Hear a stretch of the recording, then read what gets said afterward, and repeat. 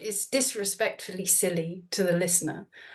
It's an attempt to whip up all of this hatred and fear and sadness that is going to be felt, understandably, in Russia and in Moscow today, and to direct it against the people that he's obsessed with destroying, the Ukrainians. Now, let's return to our top story this afternoon, though.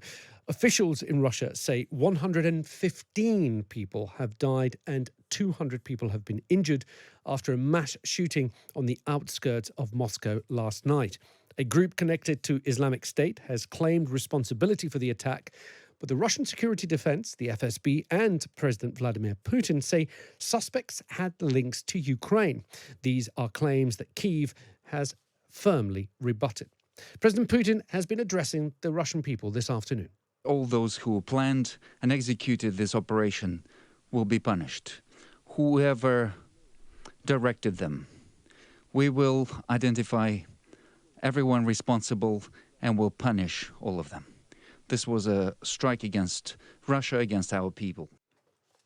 Now, I can tell you that in the last minutes, the death toll has risen to 133 people. Let's now speak to Dr. Jade McGlynn, Research Fellow at King's College London Department of War Studies. Dr. Jade McGlynn, thank you so much for giving us your time. Thank you. The last few hours, we've seen Vladimir Putin making a statement. What can we read from his statement? Also, what can we read from his insistence that it does seem to be some sort of connection with Ukraine? He kept saying that the suspects that have been apprehended, about 11 of them, were trying to make their way back to Ukraine, even though what we've heard so far is that a group connected to the Islamic State has claimed responsibility. Let me be perfectly clear, there is no connection to Ukraine. The fact that he wants to draw a connection to Ukraine is because he is personally obsessed with Ukraine, which you can see if you go onto his own website and just, if you want the English version, en/kremlin.ru, and you can read everything he's ever written about Ukraine, and it's generally bizarre, to put it kindly.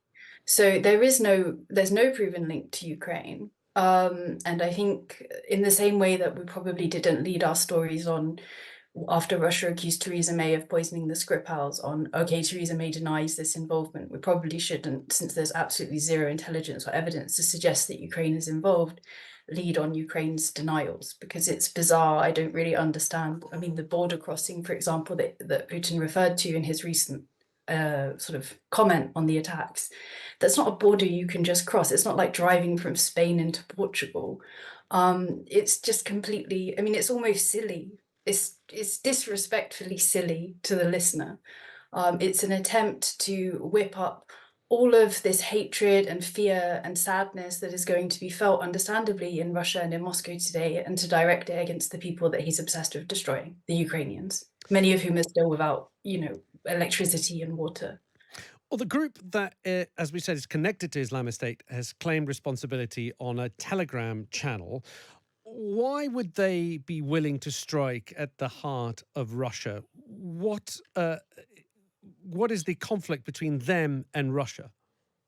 There's quite an established conflict, and there have been serious warnings, including, of course, the most recent one by the US and the UK a couple of weeks ago, that there would be Islamic State affiliated groups attacking Moscow. But I mean, Russia is involved militarily in many countries where there are Islamist tendencies, or Islamist groups rather.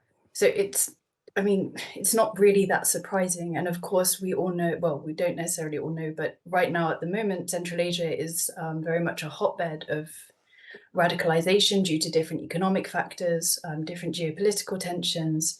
And initially, it would appear that the attackers come from Tajikistan. There has been some doubt cast on that by the Tajikistan Foreign Ministry, but it would appear to be that way.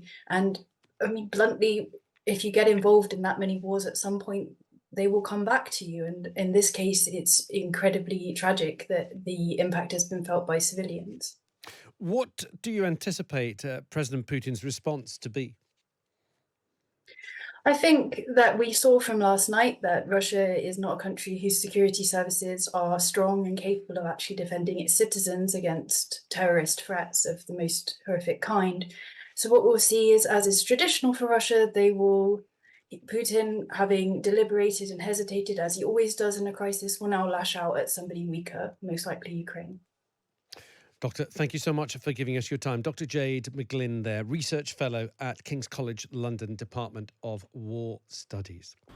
Обращаюсь к вам в связи с кровавым, варварским террористическим актом. I am addressing you in regards to the bloody, barbaric terror attack that killed dozens of peaceful people that were not guilty of anything, our fellow citizens, including children, teenagers, women.